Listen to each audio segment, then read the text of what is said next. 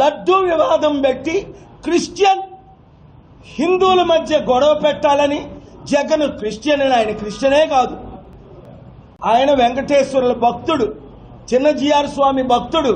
నన్నెప్పుడు కలలేదు, నా బ్లెస్సింగ్స్ తీసుకోలే, చిన్నజీఆర్ స్వామి బ్లెస్సింగ్ తీసుకుంటాడు, అందుకే చిత్తుగా ఓడిపోయాడు.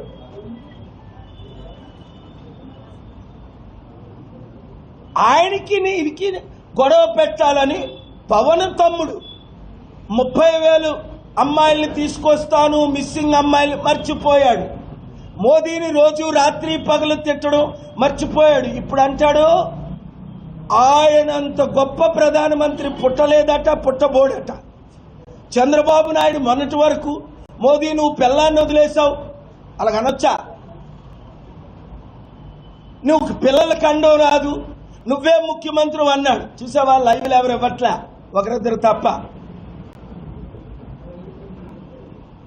ఇప్పుడు చంద్రబాబు నాయుడు అంటాడు ఆయన విశ్వగురువు అట. నిన్నగాక మొన్నొచ్చిన లోకేష్ అంటాడు ఆయన 100 మిసైల్తో సమానం. వాడు మోదీ ఎవరే బాబు రేపు నడిస్తే పడిపోతాడేమో చూడండి. ఆయనేం మిసైల్, పడిపోయే మిసైల్, వయసు పోయిన మిసైల్, బుర్ర పని చేయని మిసైల్, హిందూ క్రిస్టియన్ ముస్లింల మధ్య గొడవలు పెడుతున్న మిసైల్. మోదీని ఢీకొనాలంటే ముస్లిం సోదరీమణులారా, ఇప్పుడున్న జగన్ గాని, చంద్రబాబు గాని, పవన్ గాని, రేవంత్ రెడ్డి గాని, కేటీఆర్లు గాని కేవలం మోదీ తొత్తులే, బీజేపీ ఆర్ఎస్ఎస్ తొత్తులే.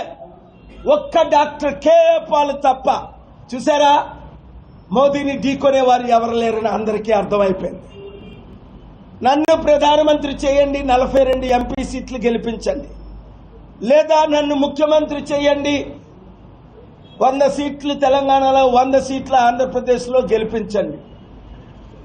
నిన్న కాక మొన్న రేవంత్ రెడ్డి ఏడుస్తున్నాడు. ఎంత ఏడుస్తున్నాడో బాధేస్తుంది. మాకు అప్పు పుట్టడం లేదు, అమ్మా అంటే అడుక్కుంటే ఎవడివ్వట్లేదు అప్పు. మోదీ నెలకు 1,00,000 కోట్లు అప్పు చేస్తున్నాడు. ఆంధ్రప్రదేశ్ తెలంగాణలో 10 లక్షల కోట్లు అప్పు, వడ్డీ కట్టలేని పరిస్థితి. నేను అమెరికా వెళ్ళినప్పుడు 89లో చైనా ఇండియా జీడిపి సమానంగా ఉండేది దాదాపు. ఇప్పుడు చైనా 7 రెట్లు ఎక్కువ, 21 ట్రిలియన్, మంది 3 ట్రిలియన్. చైనా 100 దేశాలకు అప్పిస్తుంది, మనం 100 దేశాల దగ్గర అప్పు తీసుకుంటున్నాం. అప్పులు తీర్చి, అభివృద్ధి చేసి, ఉద్యోగాలు తెచ్చి, కంపెనీలు తీసుకొచ్చి, హైదరాబాద్ లాంటి సిటీలు 2 తెలుగు రాష్ట్రాల్లో కట్టాలంటే మరలా కేఏ పాల్కి అధికారం రావాలి.